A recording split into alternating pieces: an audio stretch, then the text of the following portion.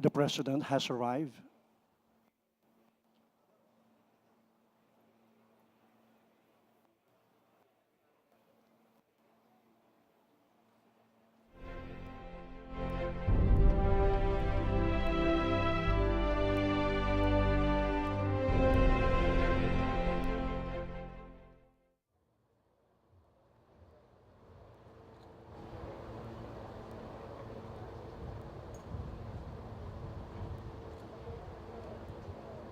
Ladies and gentlemen, President Rodrigo Roa Duterte, Republic of the Philippines.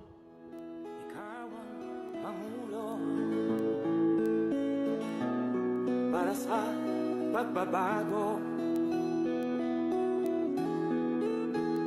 Sawa na ang bayan ko sa magnanakaw na tao.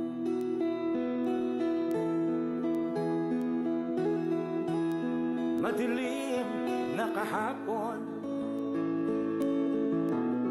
ikaw ang mag-aahon. Sa piling mo, di ko mawawala ang korupsyon.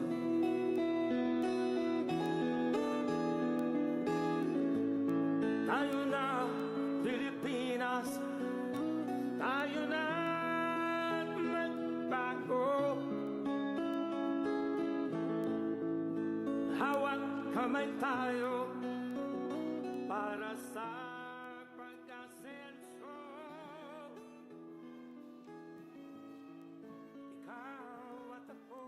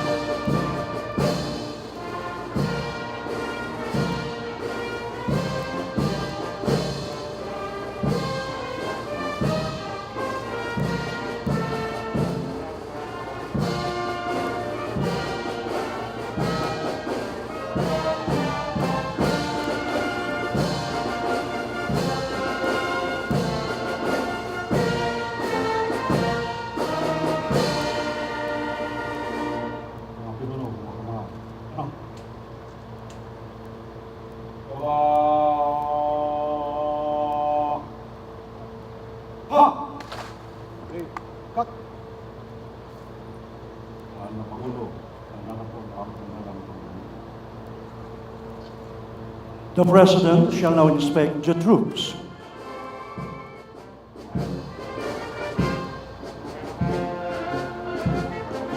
Grouping the line, ladies and gentlemen, is the President of the Republic of the Philippines, Rodrigo Roa Duterte, our guest of honor and speaker in today's 116 Police Service Anniversary celebration.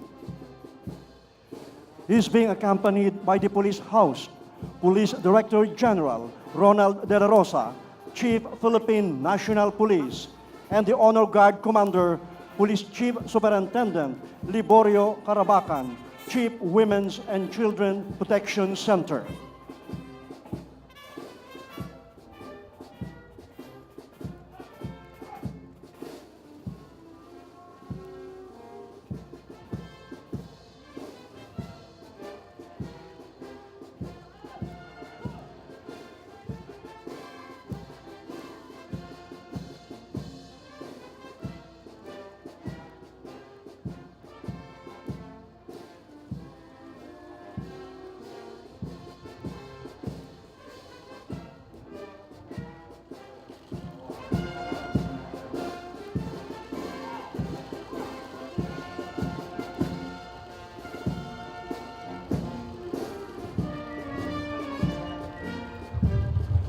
Trooping the line is a long-time tradition in the Philippine National Police, which gives the guests of honor a chance to view the troops.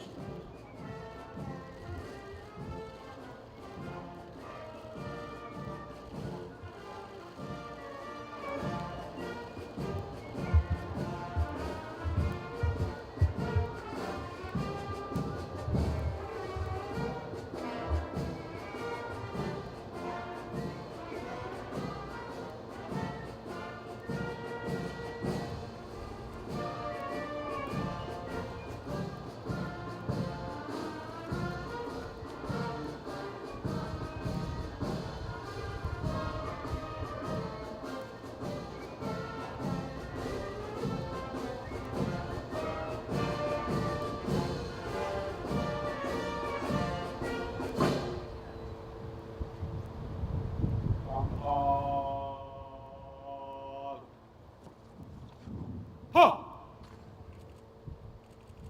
Baiklah. Ha! Pinunod ng kamay. Ha! Baba! Ha! What? Pahulo, tapos na po ang parangal.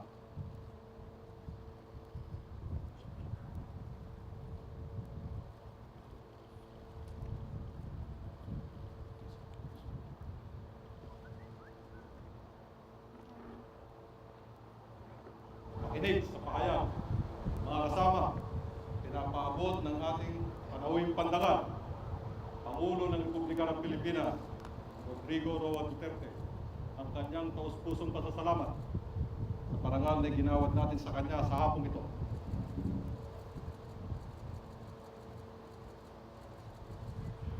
The arrival honors have been completed. Once again, ladies and gentlemen, President Rodrigo Roa Duterte, Republic of the Philippines.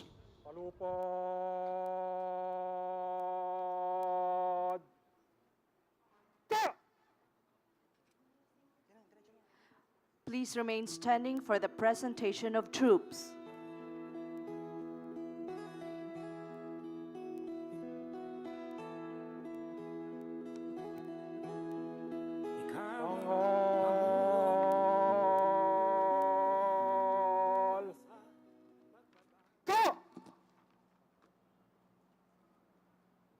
Pinuno, pugay kamay.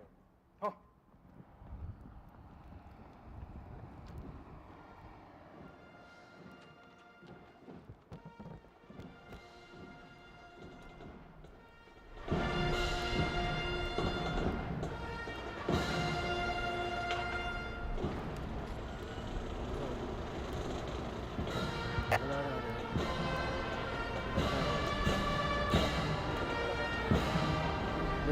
konti ah.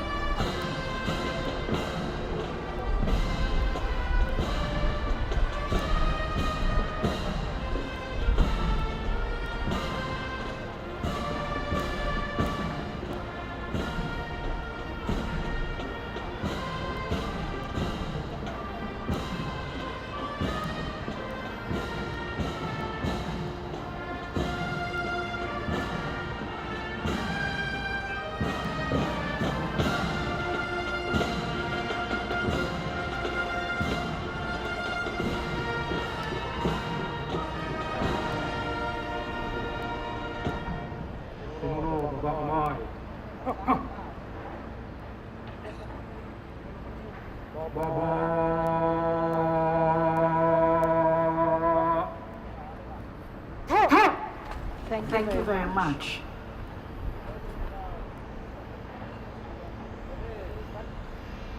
Please remain standing for the national anthem, followed by the interfaith prayer to be led by Police Superintendent Joselito Borja, Police Superintendent Samuel Eranjo, and Police Senior Inspector Jemar Buhisan of the PNP Chaplain Service. Tanghal!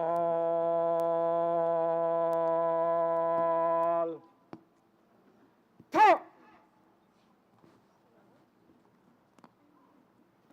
Mga pinuno, pugay kamay. Ha!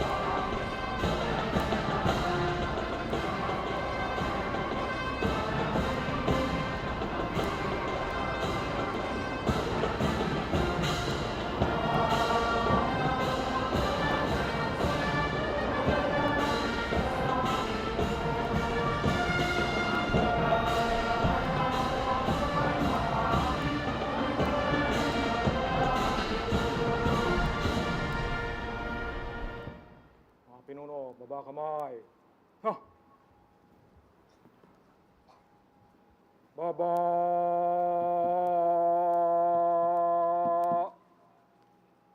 Ta!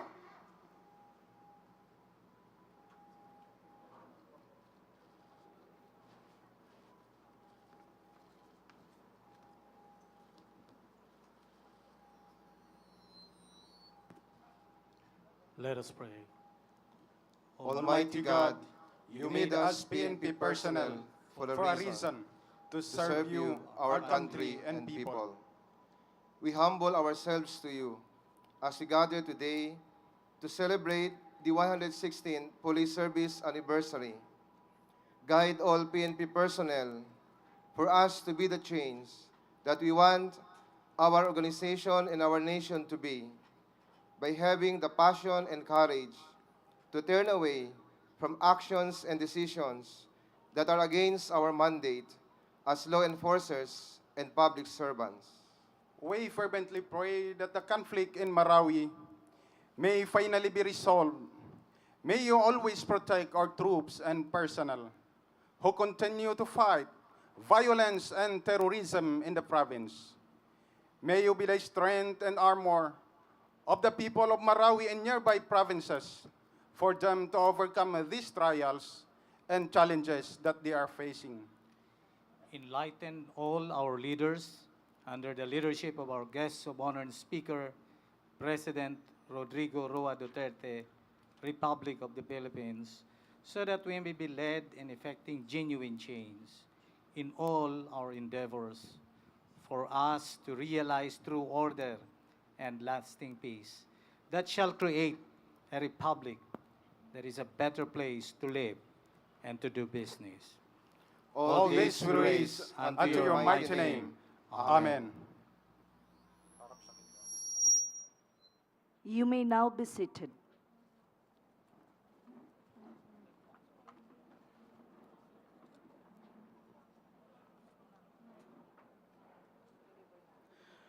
To deliver the welcome remarks, may we call on the Chief of the Philippine National Police, Police Director General Ronald De La Rosa.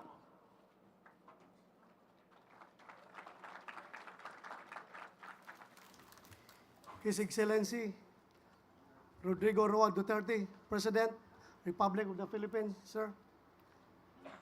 Executive Secretary Salvador Medialdia, sir. Former President Erap Estrada, sir. Secretary Delphine Lorenzana, Department of National Defense.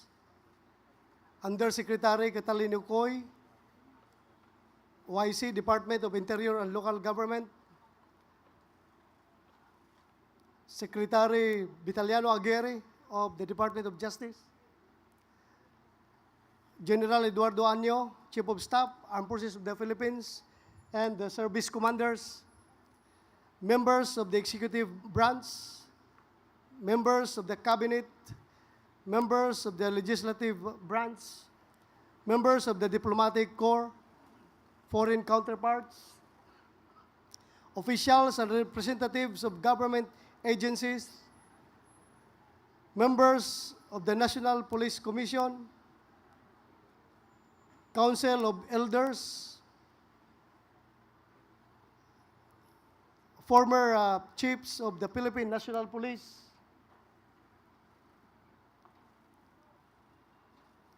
community partners, officials and members of financial institutions, Metro Manila mayors, barangay captains, NAG-TPD members, members of the PNP Command Group, the staff, personal staff, national support units, officers of the Ladies Club, led by my wife, Grace Nancy De La Rosa, awardees, other guests, ladies and gentlemen, good afternoon. On behalf of the Philippine National Police, I am honored to welcome you all to the 116th Police Service Anniversary. At this time each year, we celebrate the beginnings of police service in the country with establishment on August 8, 1901 of the Insular Constabulary under Commission Act Number 175. This was renamed as the Philippine Constabulary in December 1902. And because of the need to integrate the peace and order and anti-crime efforts of the fragmented local police units into the National Peace and Development Program, the PC and the Integrated National Police were eventually merged into one organization, the PCINP, on August 8, 1975. Following the promulgation of the 1987 Constitution, providing for a police force that is national in scope and civilian in character, Republic Act 6975 was enacted in 1990, deactivating the PCINP and giving birth to the Philippine National Police in 1991.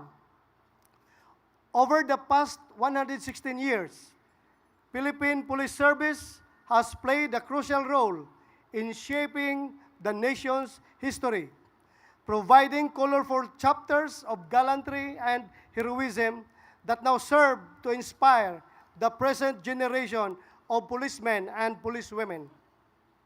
Today, our uniformed members, like their forebears, continue to lay their lives on the line as they serve and protect the community with the same gallantry, sacrifice, and heroism. It is along this line that we are commemorating this significant period in our police history with the theme, Buhay ng Pulis, Handang Ibuwis para sa katahimikan at kaayusan ng bayan. This celebration is not only for our police heroes who have gone before us, but for the uniformed men and women who continue to carry on to keep our communities safe and peaceful. Through the years, the PNP has remained steadfast against the challenges to the service. It has won countless victories against crime and lawlessness and learned its lessons well from setbacks and defeats. And it has never wavered, even in the midst of troubles caused by rogue cops who tarnish the image of the police and the critics who undermine the many victories and achievements of our organization. We remain strong and determined as we continue to march in cadence with the President and the Filipino people who only desire peace and stability in the country. Today, we reaffirm our commitment to peace and security that our heroes fought and died for. With this commitment, we remain on the battlefield against crime, illegal drugs, corruption, and terrorism. Even as we continue to cleanse our own backyard of members unfit to be called the nation's protectors and public servants. In our war against illegal drugs and crime, we registered unprecedented results never before achieved in the police service. We started strong with campaign plan Double Barrel and Oplan Tukhang against illegal drugs. From July 1, 2016 to June 30, 2017, this resulted in the surrender of 1,309,776 illegal drug personalities nationwide. A total of 64,527 anti-illegal drug operations resulted in the arrest of 86,030 and the death of 3,264 drug personalities. The operations against high-value targets, which include drug lords, importers, manufacturers, and traffickers, among others, resulted in the surrender of 3,522 persons, the arrest of 1,340, and the death of 141 in police operations. Some 104 homicide cases are under investigation. The PNP lost 65 police personnel in these operations, while 170 were wounded. But the campaign remains strong sustained, and relentless. At the current street value of 5,000 for every gram of shabu, based on the daily consumption estimate of the 1.3 million surrenderers at 200 milligrams for every user, there was a demand reduction of 85,589 kilos. This translates to losses of about 500 billion pesos to drug traffickers.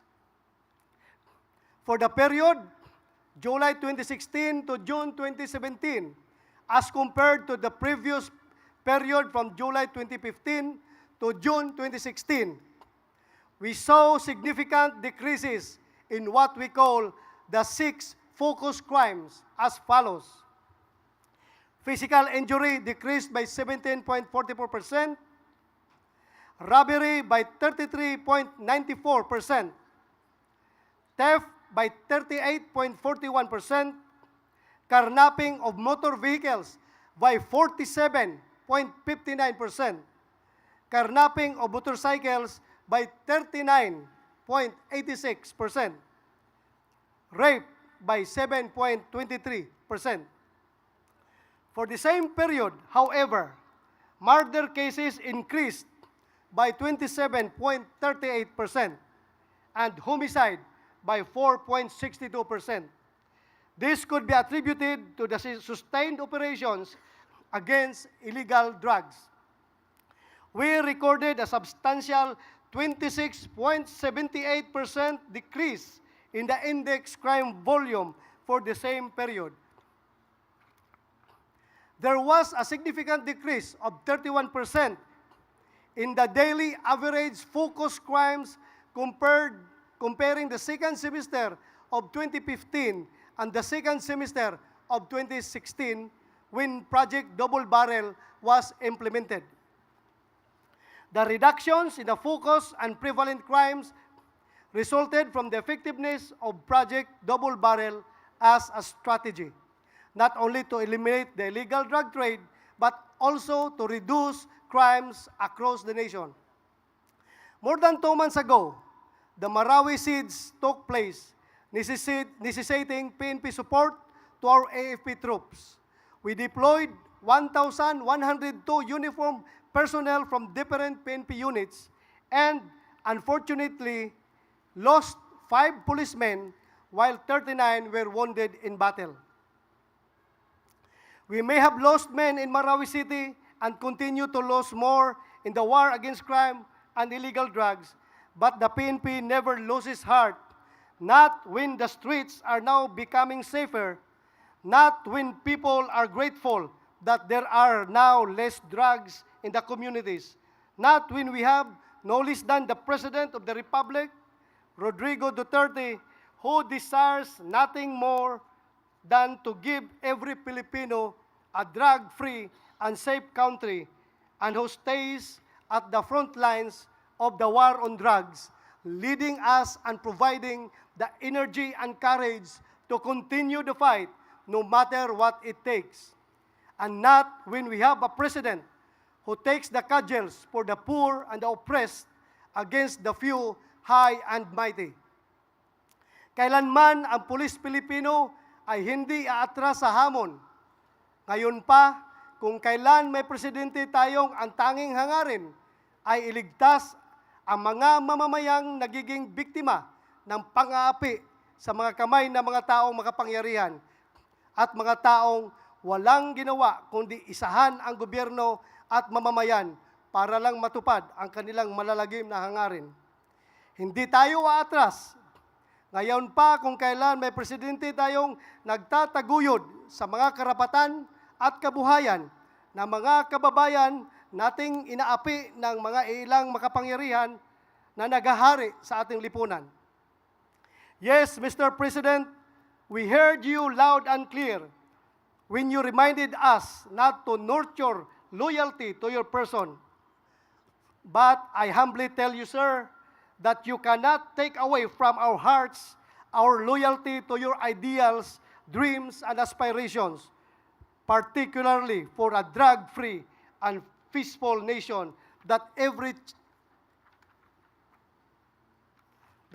Filipino deserves and which we can finally leave to our future generations. This is the change that all Filipinos have been waiting for. While we have been ruthless in the war against illegal drugs in the streets and communities, we remain ruthless as well in our campaign against scalawags within the PNP organization. Random drug testing was conducted where 247 uniform and non-uniform members were found positive of illegal drug use. They were immediately charged. The Internal Affairs Service filed 1,835 administrative cases against PNP personnel involved in illegal drug activities. A total of 284 personnel were dismissed from the service for grave offenses, broken down into 160 drug-related offenses and 124 other offenses such as murder, awol, robbery, extortion, and kidnapping, among others. And we gave more teeth to this effort through the creation of the PNP Counterintelligence Task Force to go after erring police personnel involved in illegal activities. The challenges of the past year have been tremendous and overwhelming, but because we had only the best interest of the community in our hearts, we prevailed and we continue to prevail against challenges that may emerge ahead. I thank the brave hearts, the policemen and policewomen of today who will stop at nothing to enforce the law and keep everyone safe. I thank the police heroes of the past from whose stories and lessons we have become more inspired to carry on. I thank the members of the community for their cooperation and support. And we all thank the President for challenging us, encouraging us, and supporting us all the way. We look forward to the coming months with the same fervor and enthusiasm as we continue to fight and achieve more victories in the pursuance of the PNP mission. And in so doing, we will sustain the gains we have achieved since day one of this administration. We will empower our police force with enhanced training and education programs. Internal cleansing will be more vigorous. Performers will be rewarded, while misfits will be punished, and transformation efforts will be sustained. As police operations need to be strengthened, we will seek ways to achieve a 100% fill-up of state-of-the-art move, shoot, communicate, and investigate equipment for the PNP. And with this is our fervent hope for the eventual passage of the PNP reorganization and modernization bills. There is indeed much to do. The campaign for peace seems endless, but let me tell you that the PNP is determined more than ever to go the distance and do whatever it takes to achieve what every one of us is looking forward to: peace and order in the streets, a drug-free nation, and a bright future for the next generations of Filipinos. Together, let us work earnestly and steadfastly towards these goals. We owe this to the Filipino people whom we vowed to serve and protect. To the awardees, congratulations, and continue to make the PNP proud. And to all members of the PNP family, let us remain united as we celebrate this day with gratitude in our hearts and with assurance to our countrymen of our usual best as the vanguards of the nation's peace. Mabuhay ang PNP. Thank you very much, sir, for that heartwarming and wonderful welcome remarks.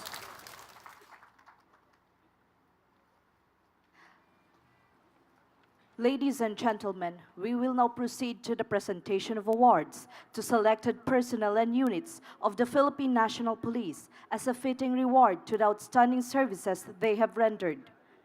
President Rodrigo Roa Duterte shall lead the presentation of awards, assisted by Undersecretary Catalino S. Cuy, Officer in Charge, Department of the Interior and Local Government, and Police Director General Ronald De La Rosa, Chief Philippine National Police. The individual awardees are: the Best Senior Police Commissioned Officer for Administration is awarded to Police Senior Superintendent Jonel Estomo, Chief Management Division, Directorate for Controllership.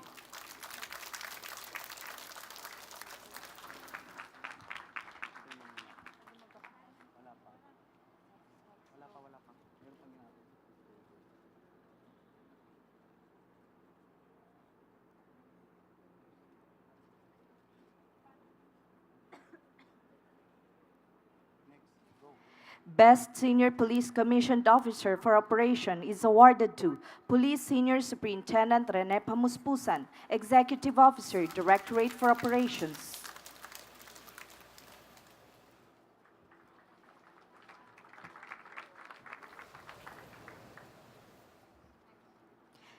Best Junior Police Commissioned Officer for Administration is awarded to Police Chief Inspector Ford Sudaypan.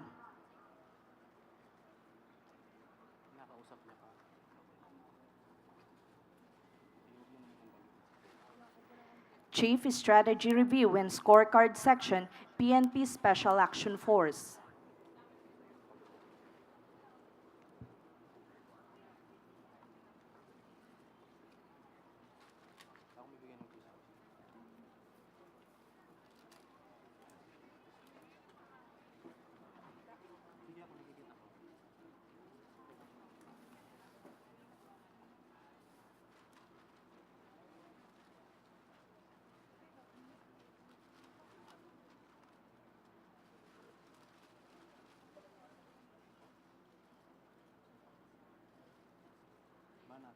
The Best Junior Police Commissioned Officer for Operation is awarded to Police Chief Inspector Richie Yandug, Officer in Charge Manolo Fortich, Municipal Police Station, Police Regional Office 10.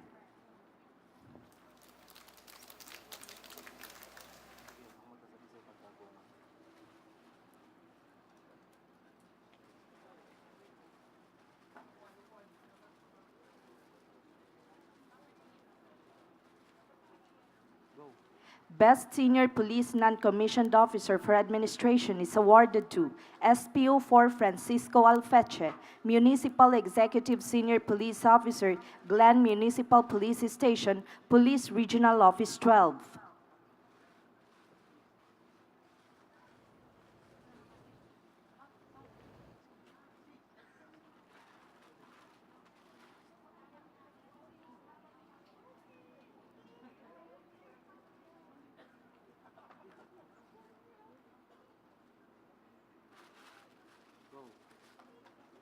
Best Senior Police Non-Commissioned Officer for Operation is awarded to SPO2 Harold Nicolas, Intelligence PNCO, Police Regional Office 1.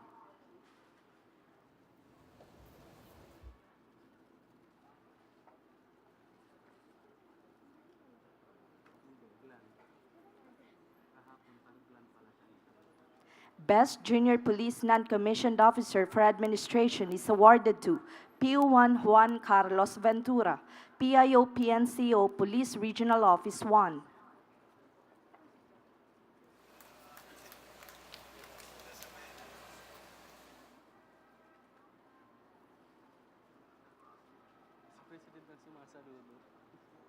Best Junior Police Non-Commissioned Officer for Operation is awarded to PO2 John Lea Apostol, Investigator PNCO, Police Regional Office 1.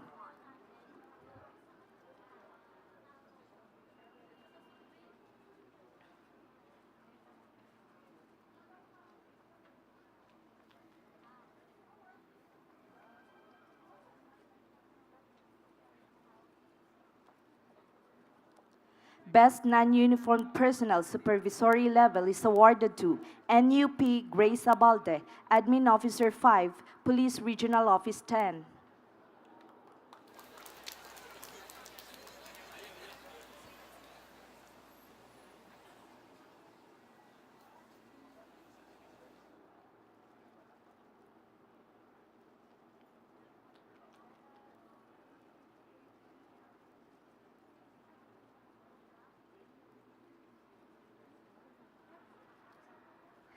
Best Non-Uniformed Personnel Non-Supervisory Level is awarded to NUP Sheena Lynn Montiero, Communication Development Officer, Police Community Relations Group.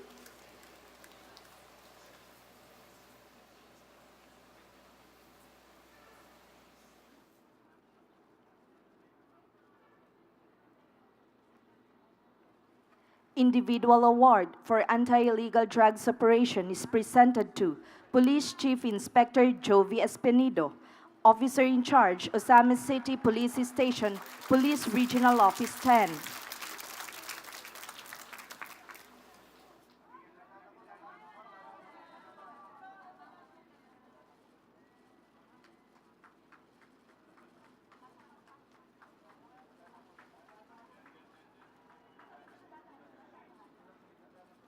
Individual award for crisis management in Marawi City is presented to Police Senior Superintendent Rolando Anduyan, Deputy Regional Director for Operations, Police Regional Office, Autonomous Region of Muslim Mindanao.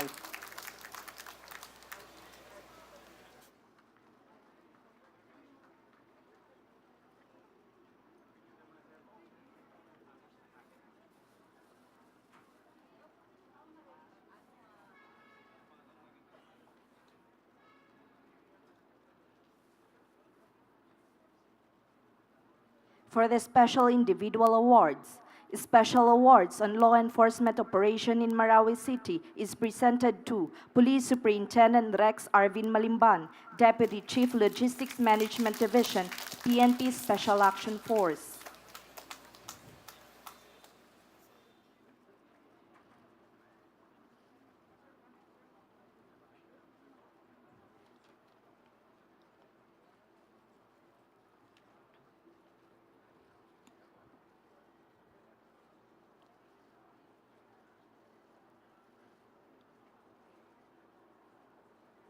Same award is presented to Police Superintendent Lambert Suerte, Commanding Officer, Rapid Deployment Battalion, PNP Special Action Force.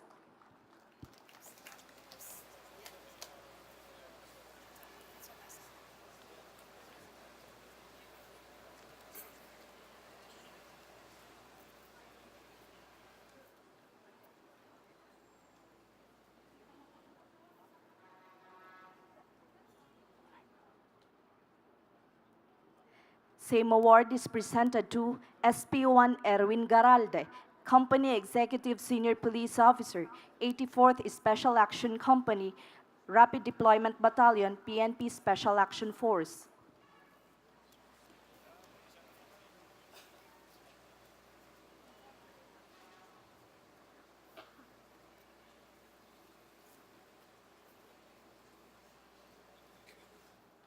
And same award is presented to SP1 Jethro Amengan, Senior Counter-Terrorist Operative and Extended Range Support Team, 83rd Company, Rapid Deployment Battalion, PNP Special Action Force.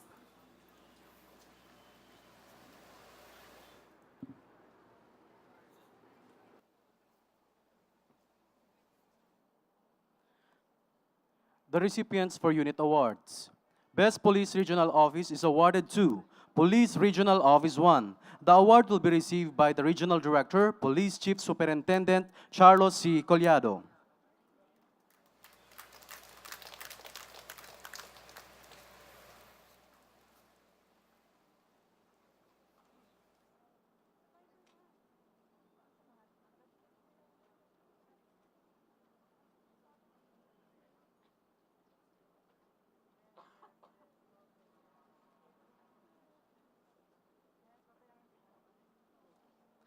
Best Police Provincial Office is awarded to Sorsogon Police Provincial Office, Police Regional Office 5. The award will be received by the Provincial Director, Police Senior Superintendent Ronald R. Cabral.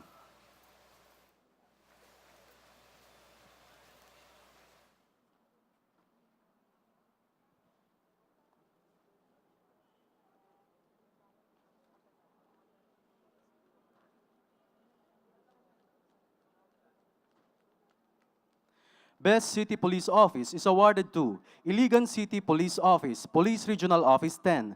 The award will be received by the City Director, Police Senior Superintendent Leonie Roy G. Ga.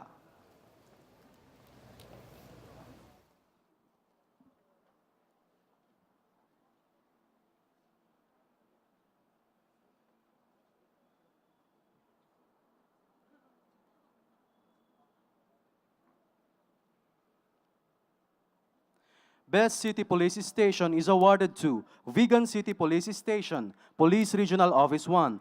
The award will be received by the Chief of Police, Police Superintendent Marlo Castillo.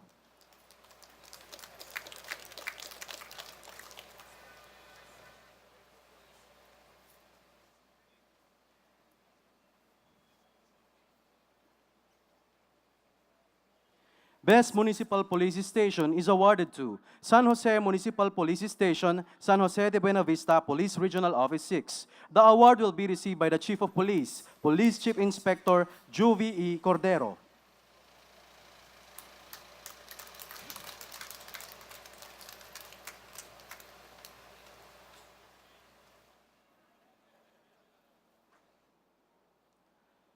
Best Regional Public Safety Battalion is awarded to Regional Public Safety Battalion 12. The award will be received by the Battalion Commander, Police Superintendent Michael F. Lebanan.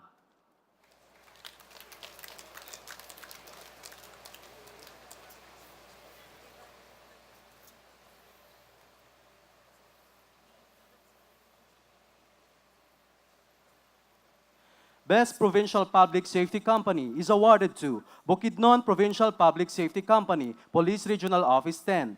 The award will be received by the Company Commander, Police Superintendent Hervasio O. Balmaceda Jr.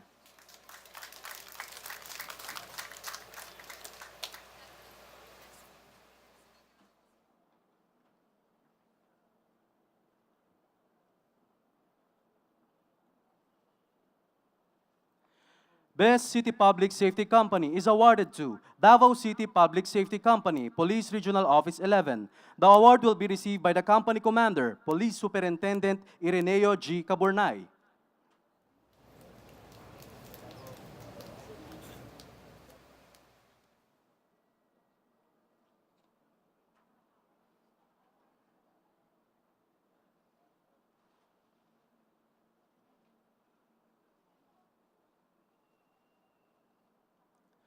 Best National Operational Support Unit is awarded to Maritime Group. The award will be received by the Director, Police Chief Superintendent Marcelo C. Morales.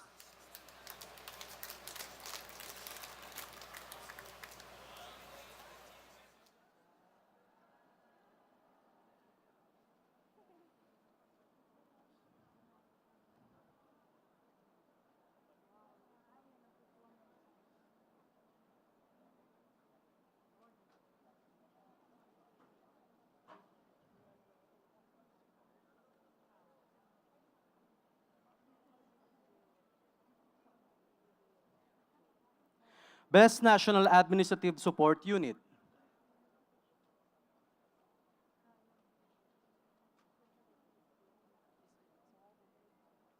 is awarded to Information Technology Management Service. The award will be received by the Director, Police Chief Superintendent Edwin Jose Nemenzo.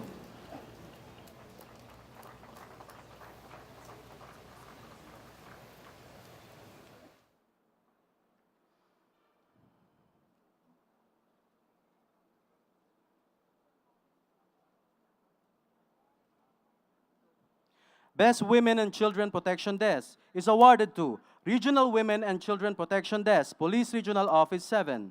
The award will be received by the Regional Chief, Police Chief Inspector Marilu A. Quizon.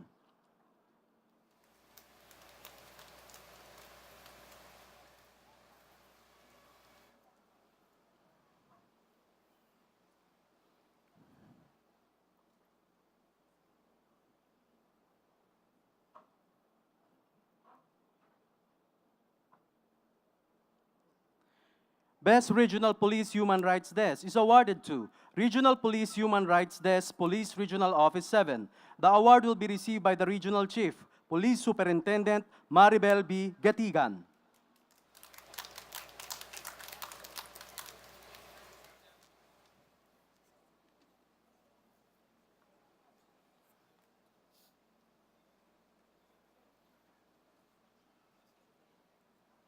Best Police Strategy Management Unit is awarded to Regional Police Strategy Management Unit, Police Regional Office 13. The award will be received by the Regional Chief, Police Senior Superintendent Gimili L. Macaraeg.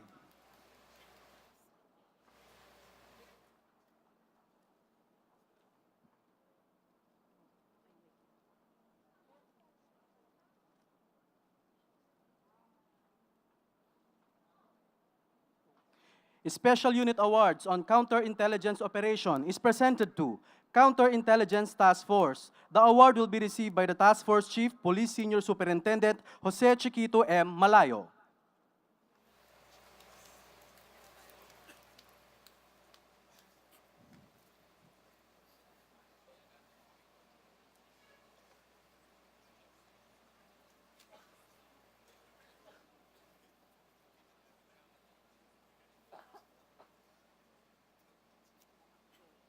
Special Unit Award on the Accounting of Illegal Drug Personalities is presented to National Capital Regional Police Office. The award will be received by the Regional Director, Police Director Oscar D. Albayalde.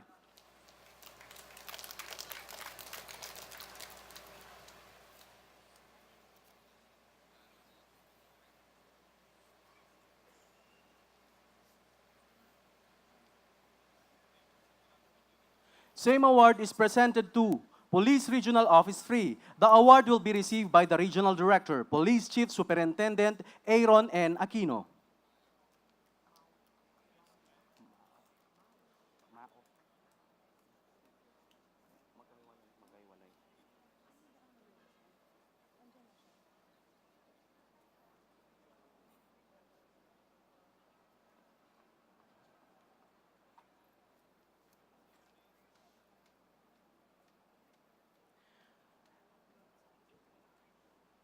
And same award is presented to Police Regional Office 4A. The award will be received by the Regional Director, Police Chief Superintendent Mao Ranada Aplasca.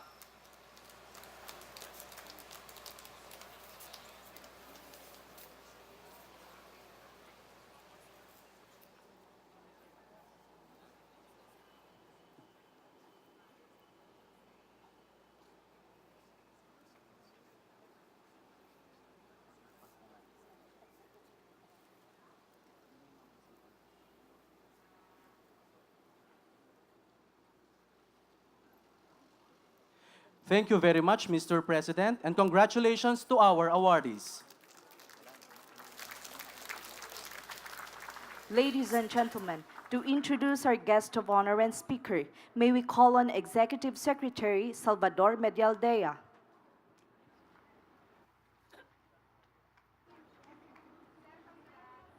Magandang hapon po sa kanilang lahat. Ang Pangulong Makapulis, Mayor Rodrigo Roa Duterte.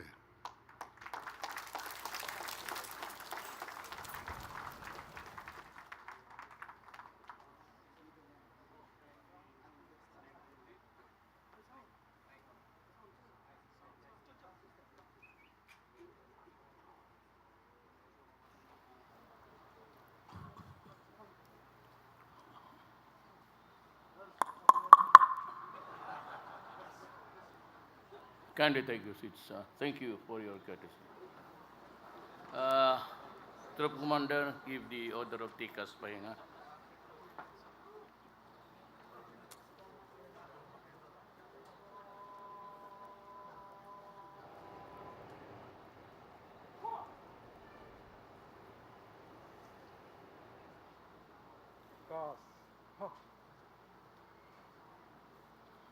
I'd like to acknowledge the presence of former President Joseph Hirito Estrada, Sir,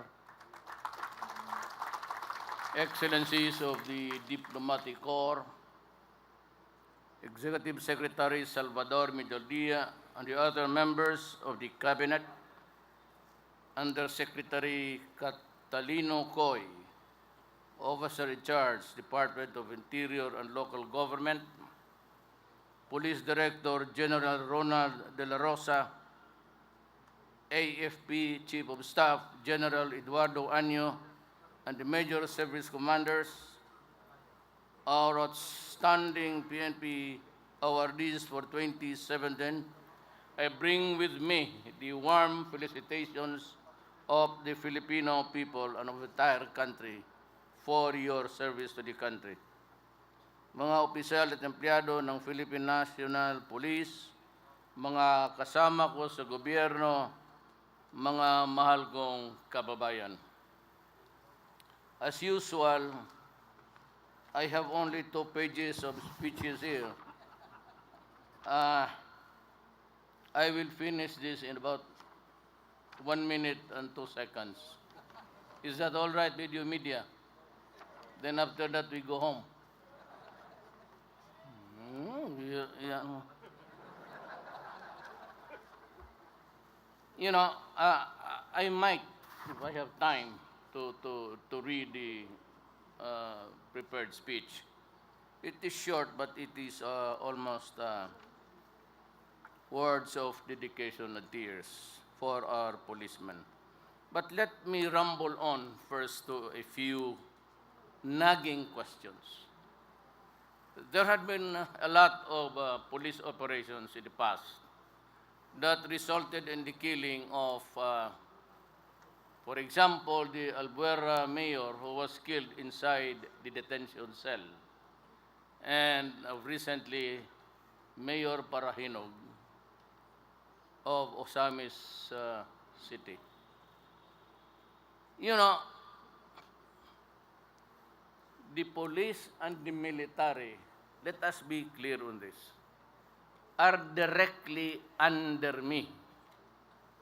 I am your commander-in-chief, and for the police, you are under the local governments, which I direct and supervise and control in the person of your former Police General Catalino Coy. There are many cases of encounters. Some killing my policemen, some others killing my soldiers. To date, I have something like, can I have this?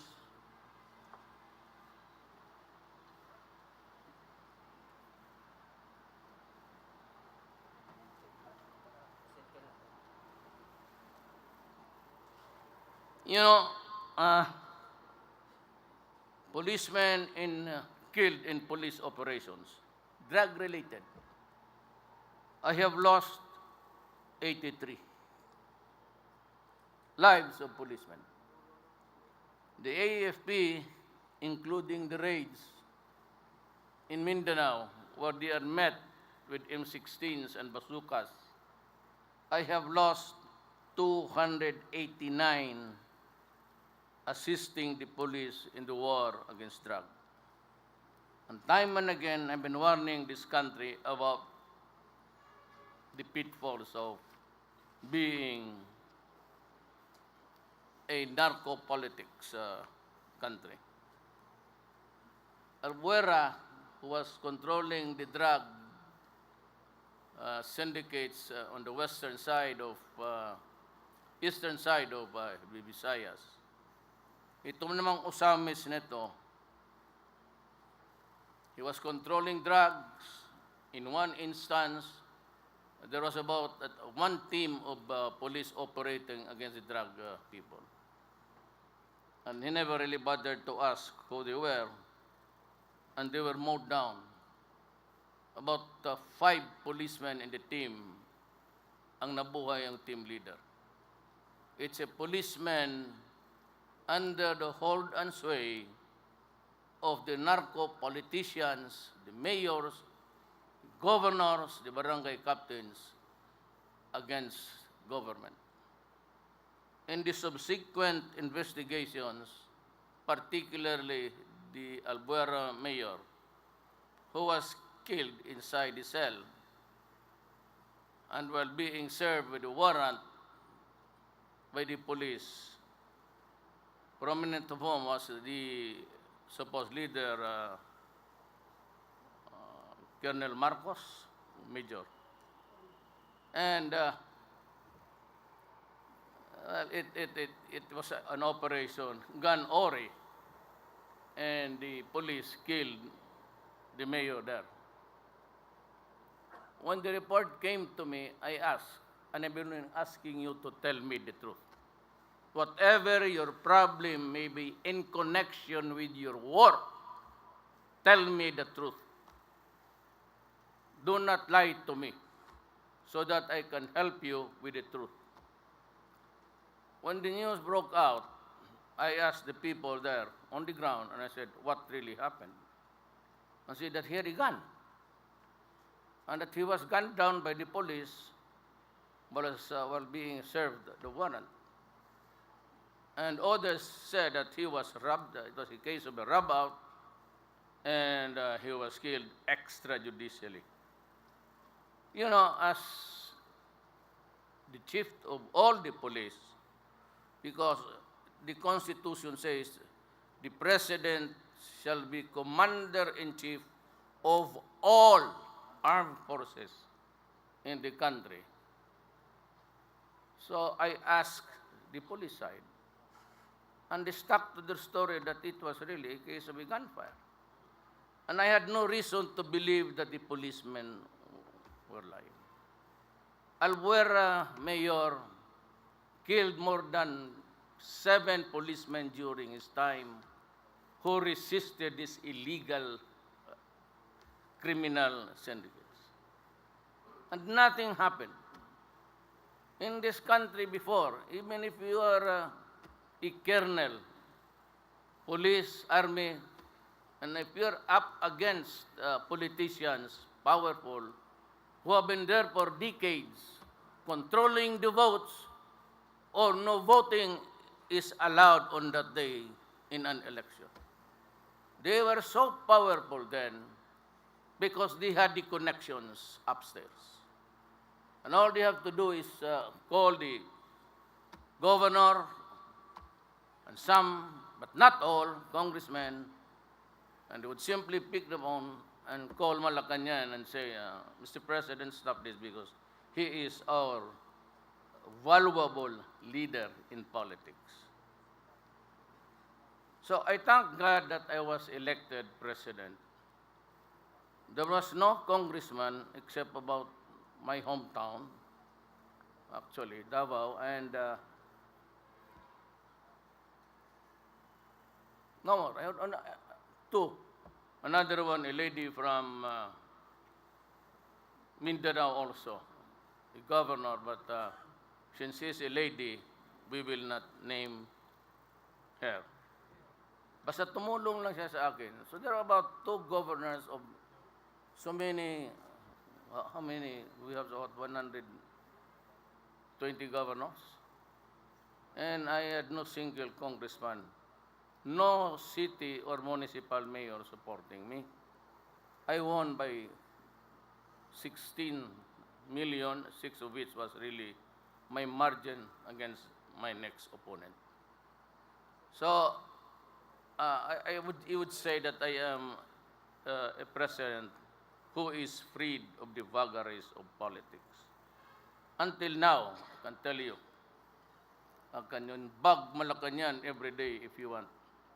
I do not call upon politicians for favors. I do not allow them to ask for favors from me, especially about in the assignment, in the mobility or movement of police, and I do not entertain a special request for special assignments. Hindi ko ginawa yan. It's all professionals. And every time a governor or a politician would attempt to start or initiate a talk about politics, would always say, if you do not want your police chief, you go to General De La Rosa and talk to him. Do not talk to me, because this time it will be a merit system. And I tell you now, marami ito sila. They're still excavating about how many bodies now? 21? Me, when I was mayor, I was charged for killing, not civilians, not political followers, not priests, or killing criminals. But it was always a thing about performance of duty and life preservation. I never allowed, and you can ask anybody here, if I allowed a policeman to kill a human being kneeling down or their hands astride in surrender. But I've always told you that if you have to shoot them dead. And this what is the human rights idiots are trying to complain. You know, when I say I shoot them dead, I'd prefer to shoot them in the heart or in the head as at the end of the problem. Because if we just arrest them with the money, billions of it, they can always go out, hire the best lawyers. And that is why all these years, the country has always been on the edge when confronted with the cousins of senators and the mayors. So this is what I really did. I called all the mayors. I did not inform you about it. I called all the mayors. No military man, no police was there. All of them just plain mayors, municipal and city. And I told them, do not play with me or suffer the consequences. And General Luot, your general before, was also there. And I pointed out to him, there's one idiot general here who's been at it. I said, you better shape up because you'll suffer the consequences. I'm sure Parahino was there and everybody. So wala tayong sisihan. There's really no remorse for you and for me. Fair warning, I told you. Do not, right when I was mayor for 22 years in Davao. How many? That's an idiotic number, 7,000. How would you kill 7,000? If you place the number at around 400 to 600, yes, during my time as mayor of Davao City, for 22 years, that many, because I was fighting drugs and criminality. And I told them, do not destroy my city because I will kill you. And do not destroy the youth of the land, our only asset, because we are poor, the tomorrow of the Philippines. The other assets, we do not have money. We're always short of money. But with an enlightened, educated society, maybe in the fullness of God's time, we will have a better Philippines. So at this time, it is our sacred duty to protect them. And I told everybody, do not mess up with the, for after all, we are all poor. Because if you are rich there, media, and the troops, lahat dito, and the spectators, if we are rich or we were rich, we would not be standing there under the heat of the sun. And I would not have to bother myself about governance, what happens to this country. But we took this course in life because this is what we believe we can do more. I repeated that warning when I was president. Do not destroy my country because I will kill you. Do not destroy the youth of the land because still I will kill you. Now find me a law, local, international, be it in Somalia or Yemen, that says it is illegal to say those words, I will kill you if you destroy my country and the youth of my land. We are poor. We're not even average earners. So, if you go old, who will buy you the medicines? Who will pay for your hospitalization? Who will buy the oxygens and pay the funeral parlors when we're all old? The cycle of life in the Philippines is always like that. We take care of our young, and they will take care of us when we're old. It's the way of life of Filipinos. Our parents stays with us until kingdom come. Then in the meantime, tayo yung nagbibili ng lahat. The medicines, and even some of us will mortgage the acquired lands that are all conjugal just to see that our parents live. When you do away with the second generation, anong maiwan sa atin? What do you want me to do? Rat in the sidewalk streets. So that has been a fair warning to everybody. And I tell you now, do your duty, and I will protect you. Do not abuse, do not commit crime, not the extrajudicial killing pictured by the human rights. Just leave them alone. You know, people judge best when they condemn. That issue, you know, all of you were policemen at one upon a time you were assigned in Mindanao. Started as a political issue, picked up nationally by the opposition. Then those idiots there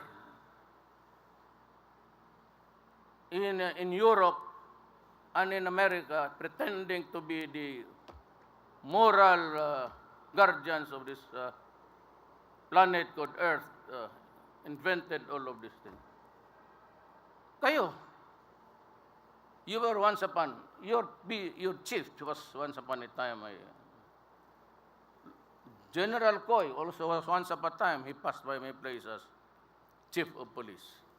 Well, there are many of them. Si Apolinario. You can ask them frankly, did I ever order them to kill a person on bended knees? Just give me one contradictory word and I will step down as president.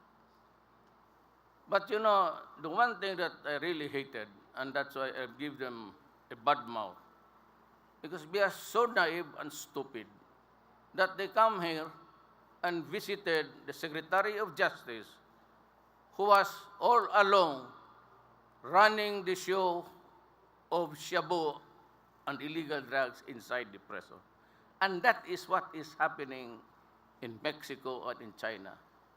And they are now back with vengeance in us. It's all directed, the mafia does it inside the jail. Yan ang problema dito. And we are helpless. We cannot kill them because they are already inside.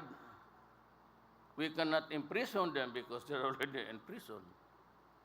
But I would tell everybody, no matter what it takes, there are always consequences.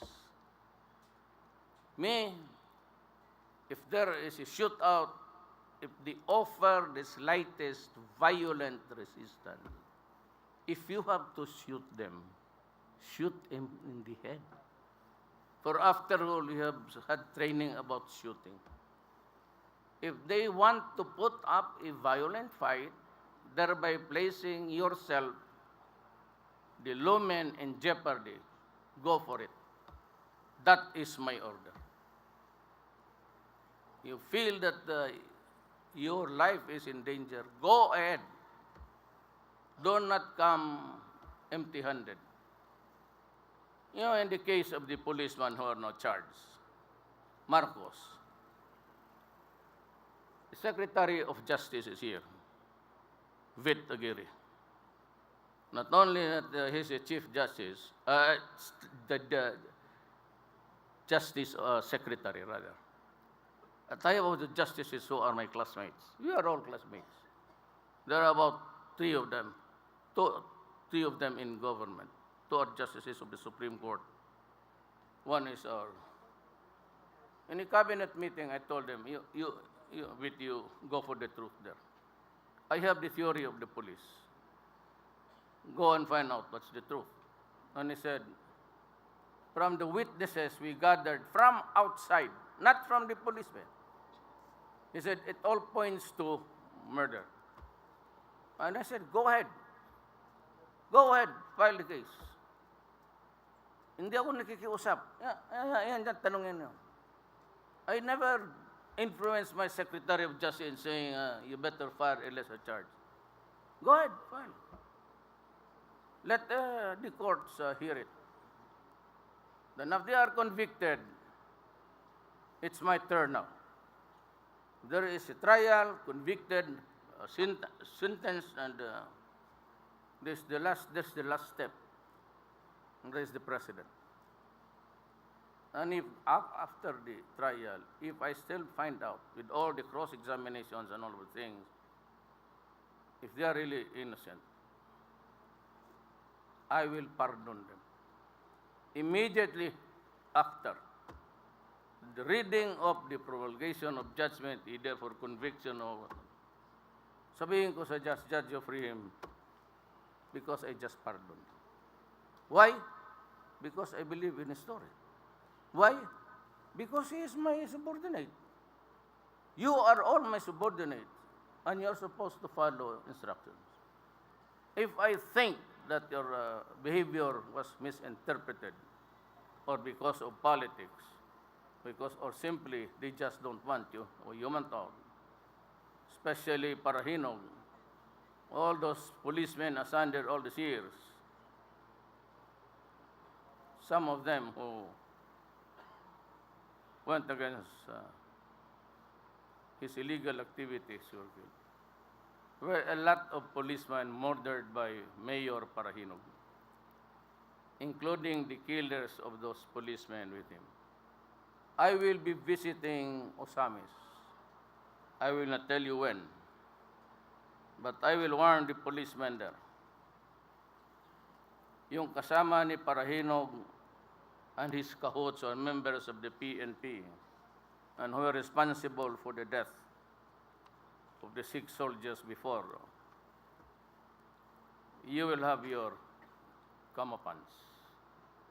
I will see to it that you too will get a fair share of. And there is the Secretary of Justice, and you can ask him. That's about the only time that we talk about the case of Marcos. He said it points out to murder for fine. Because right in front of me was the chief of all the police. In a cabinet meeting, General Bato is always there. Because when I need some information, I always require them to be present during cabinet meetings. We will do it legally. Convict kayo? Oo, sige, convict mo. Walang problema sa akin yan. But I am giving you advance notice. The Constitution says the President can pardon a criminal, either conditional or absolute, or grant amnesty with the concurrence of Congress, period. It does not even say he can pardon everybody except to himself. It does not say that. So when I sign a pardon for you all, my name will be included in the letters D, Duterte. Ganon lang yan. I will not preside, if I get to live for 5 years, over this country with a drug-crazed population. I am not about to go on experiment like Colombia and Mexico. All the criminals here, if you insist on a drug war, I will kill you all. I will kill you. That is my warning. Do not destroy my country. We are poor. And as a matter of fact, we are trying not to offend countries because they might suspend their aid and something. That's why I was very frank with Sabo ambassadors. There will never be a time that I'll go to your countries. Because you refuse to understand our problem, I do not think you'll be able to understand anymore.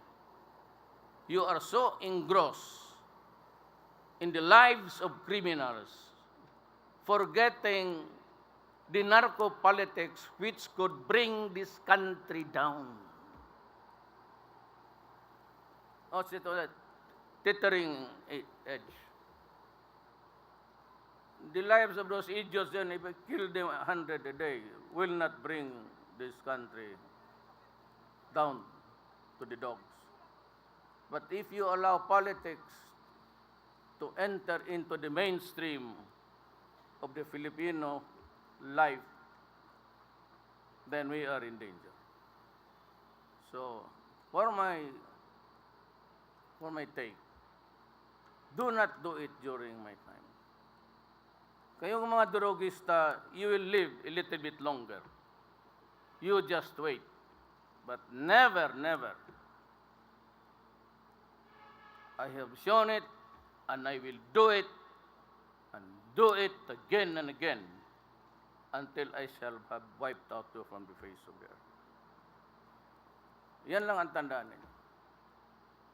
So all those, the police chief of, who supervised the killing of Parahinog, and Marcos, who is being prosecuted now, they will have my protection. Not to obstruct justice. I will allow justice to run. But there is a time where the president will have a part of it. And that is where I can assure you, you will have the justice that we all want. Remember that. But do not go into the contraband itself. Like the policemen who are now shortlisted in the killing of so many civilians buried in a cemetery there at the back of the barangay hall. Each of those policemen carry on their head now, I am announcing, 2 million per head. And you are free to go and live.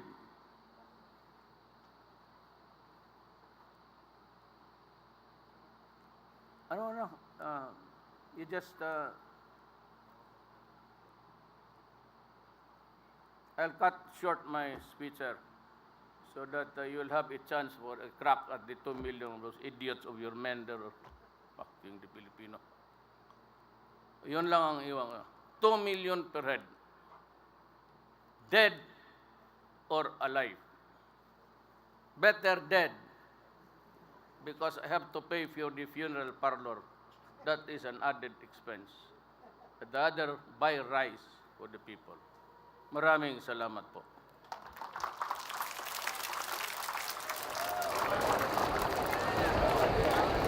Thank you very much, Mr. President, for that inspiring message.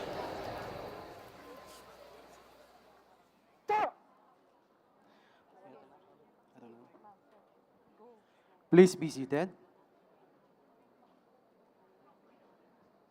At this juncture, our beloved Police Director General Ronald De La Rosa shall present a simple memento to President Rodrigo Roa Duterte in behalf of the whole Philippine National Police.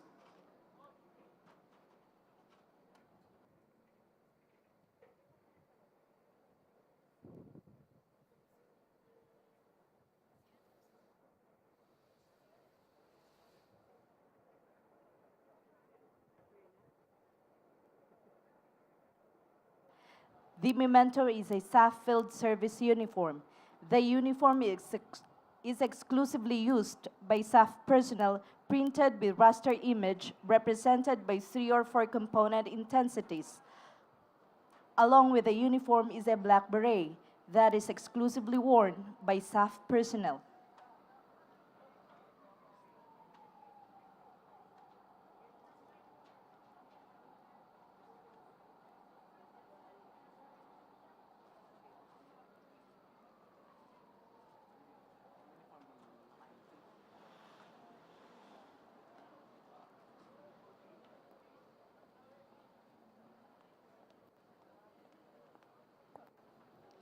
A PNP staff challenge coin will also be given to the President.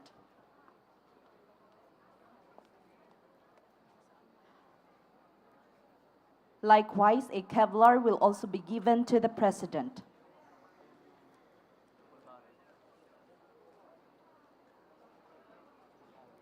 Another memento is a double-barreled shotgun in which the PNP's anti-illegal drugs campaign plan, Project Double Barrel, is derived from. The 2 components are the Oplan high-value target, representing the upper barrel, and Oplan Tokhang, representing the lower barrel.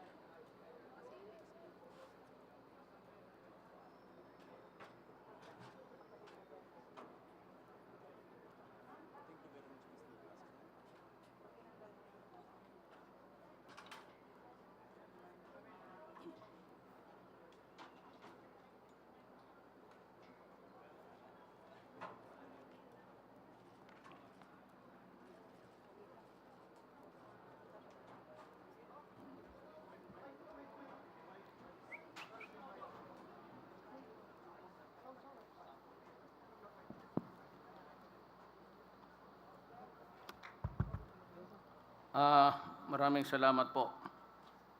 This will be the shotgun. It will always be for the forensics. Two wounds, two large wounds.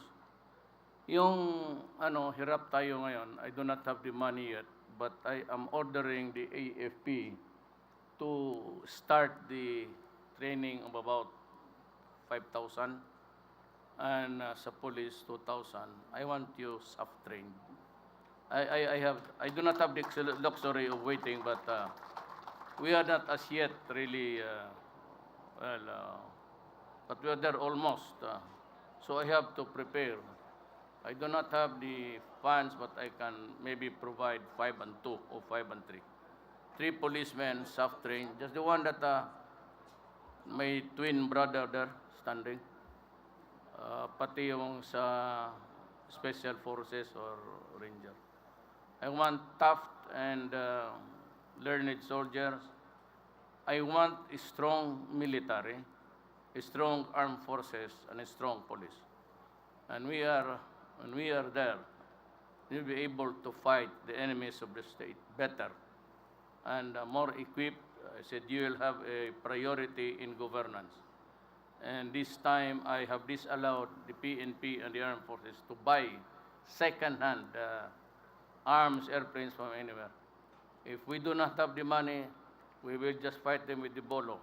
But if you want to buy things, the helicopters, I want all of the equipments for you, brand new ones. Thank you. Thank you very much, Mr. President.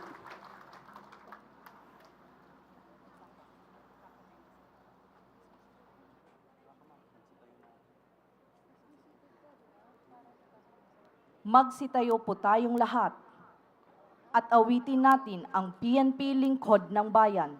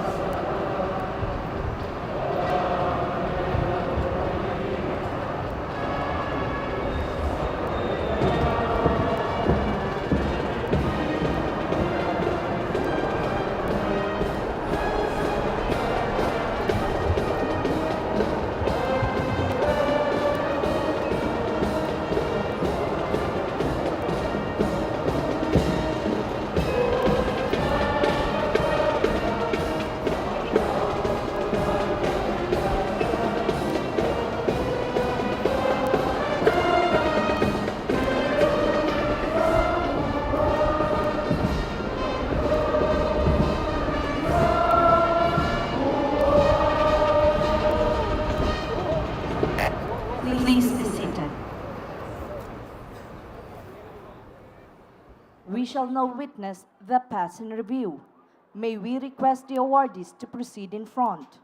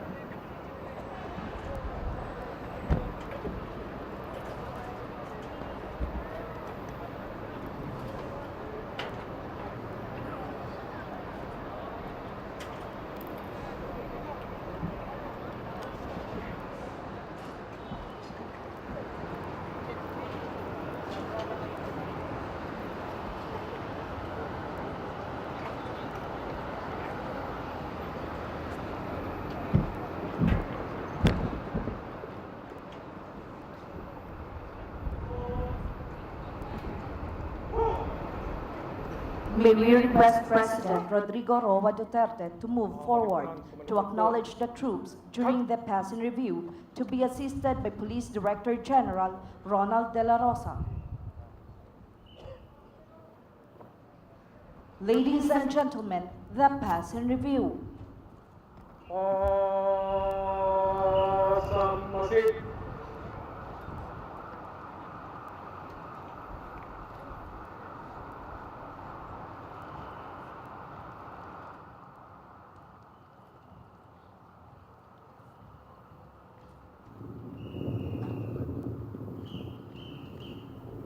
Harap sa kanan.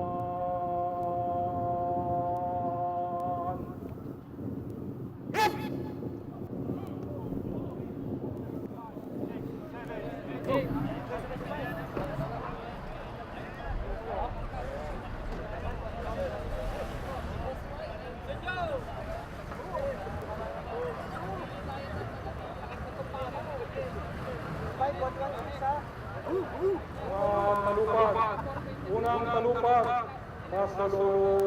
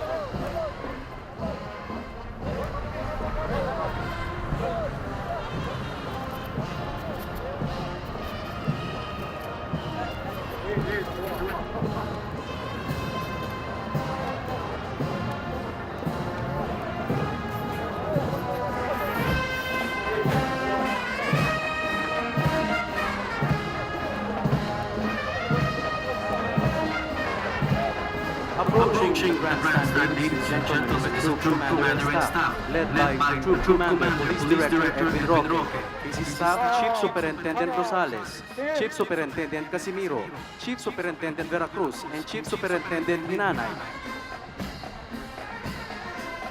PNP Band, led by SPO3 Manyabo.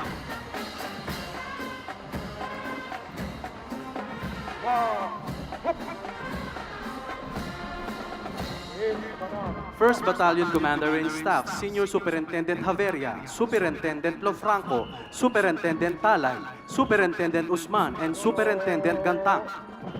Alpha Company Commander and Staff, Chief Inspector Vicente, Chief Inspector Lucop, Chief Inspector Hamorol. First Platoon Leader, Senior Inspector Moraga. Second Platoon Leader, Inspector Sabong. Bravo Company Commander and Staff, Chief Inspector Faustino, Senior Inspector Palaran, Senior Inspector Barnacha. First Platoon Leader, Senior Inspector Salgado.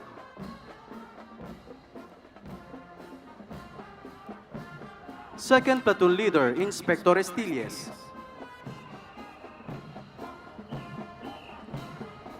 Ladies and gentlemen, all please rise for the colors.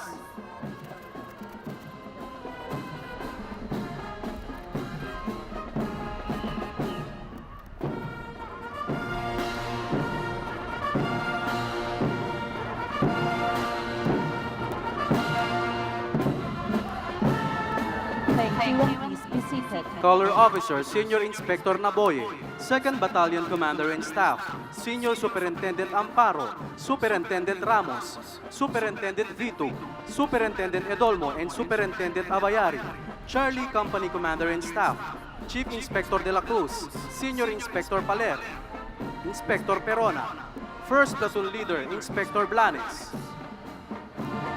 Second Platoon Leader, Senior Inspector Agbanwag.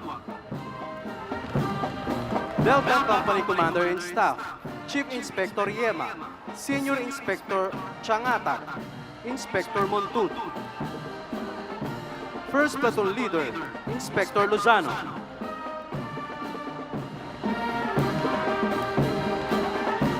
Second Platoon Leader, Inspector Longtoy.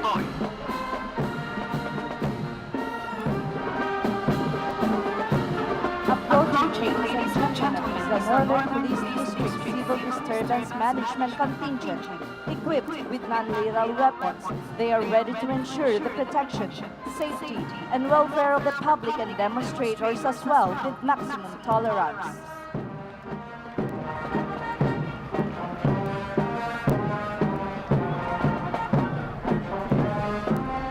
The canine teams are composed of specially trained handlers of purebred Belgian Malinois and Labrador Retrievers, capable of detecting different types of explosives in different kinds of environment.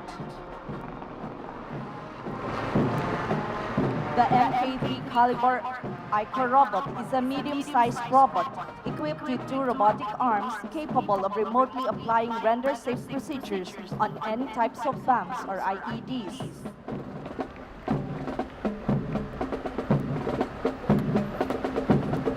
The bomb suit is a protective equipment of EOD technicians during the conduct of render-safe procedures of bomb or IEDs.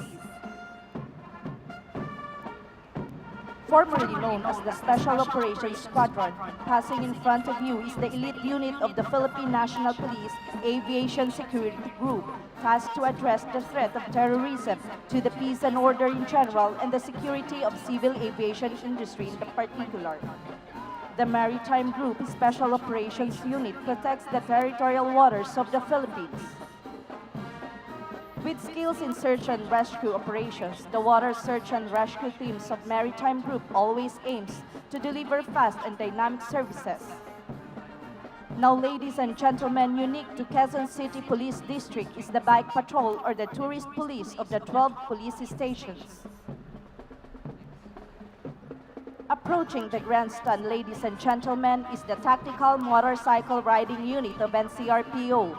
On board the Cruiser 125 small bike in full tactical gear, they form part of the proactive forward deployment in highly urbanized areas within the National Capital Region. Approaching in unique breeches uniform with boots and campaign hat are members of the Highway Patrol Group. With more than 60 years of unwavering commitment to public service, the Highway Patrol Group gained the trust and admiration of the people. HPG, the guardians of the highways. Mounted on their SWAT mobile in tactical color is the Police Regional Office 4A Regional Public Safety Battalion SWAT unit.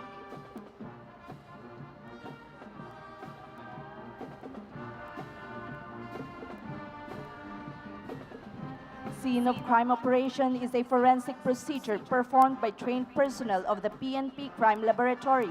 They provide forensic expertise with the end in view of establishing facts relative to a criminal incident. Arriving are the workhorses of the PNP Health Service, their ambulances. Following is the rescue ambulance manned by trained police paramedics ready for rapid emergency response.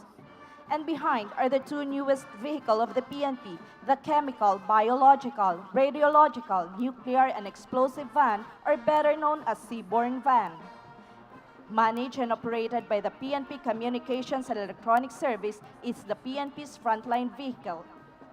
The armor assets of the PNP are the Commando V-150.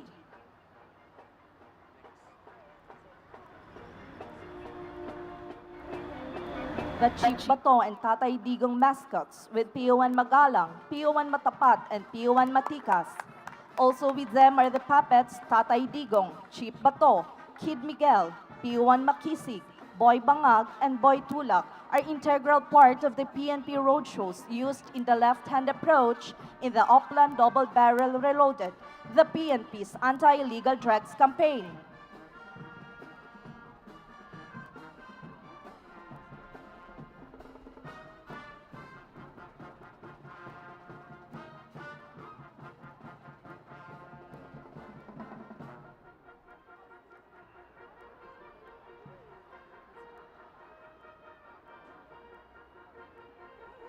Pinuno Magka.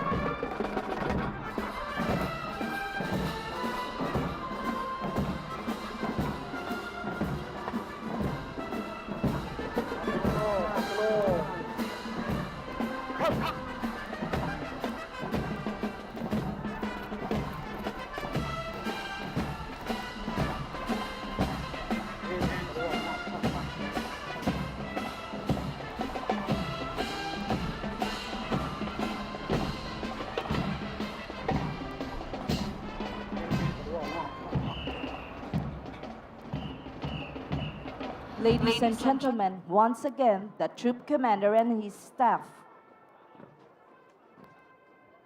Pinuno. To!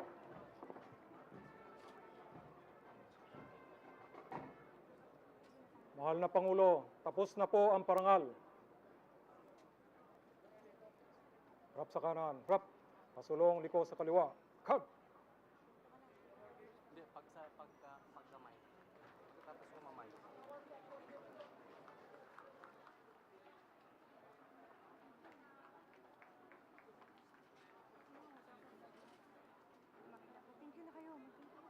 Pagtapos nagkamay.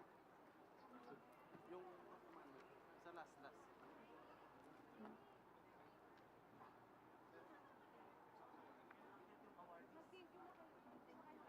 That concludes.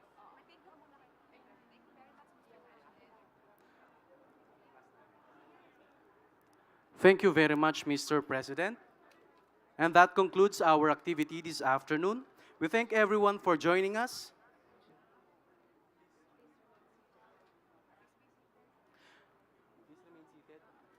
And may we request everyone to please remain seated until our President has left the grandstand. Thank you.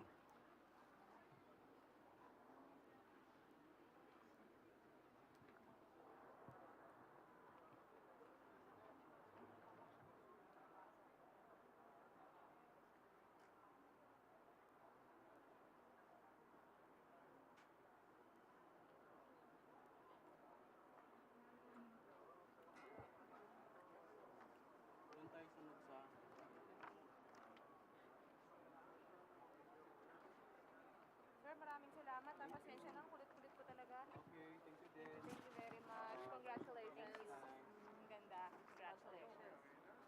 Lilipat na ako sa kanila.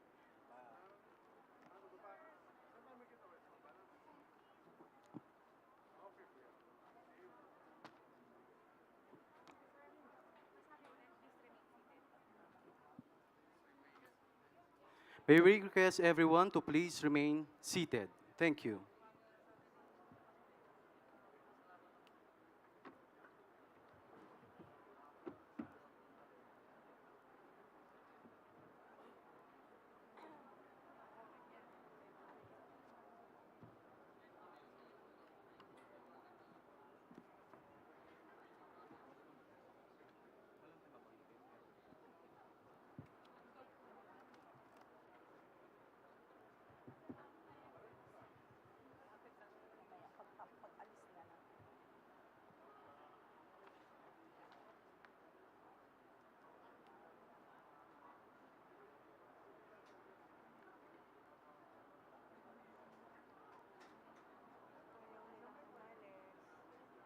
Sir, after a minute, pag di pa rin dumating yung mga tao, sabihin mo ulit ako. Sir, after 30 seconds.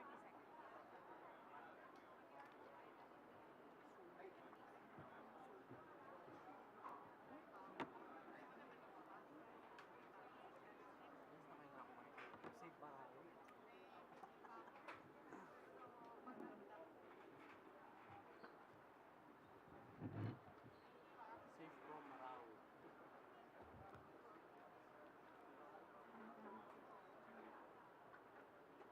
Dapat magpakain sa chief.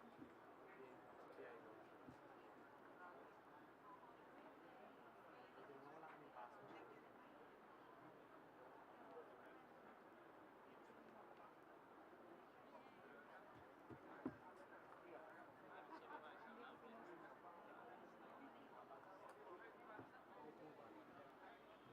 May we request our guests to please be seated for a while. Thank you.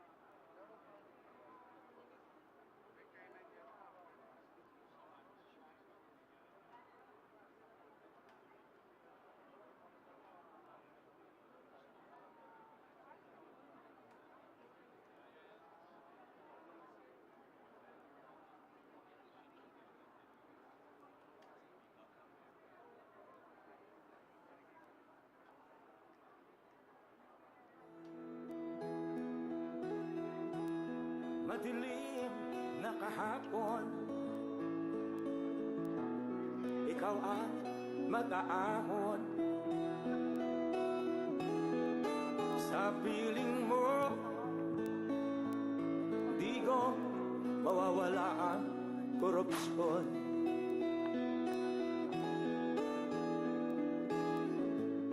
Tayo na, Pilipinas, tayo na magbago. Hawak kamay tayo para sa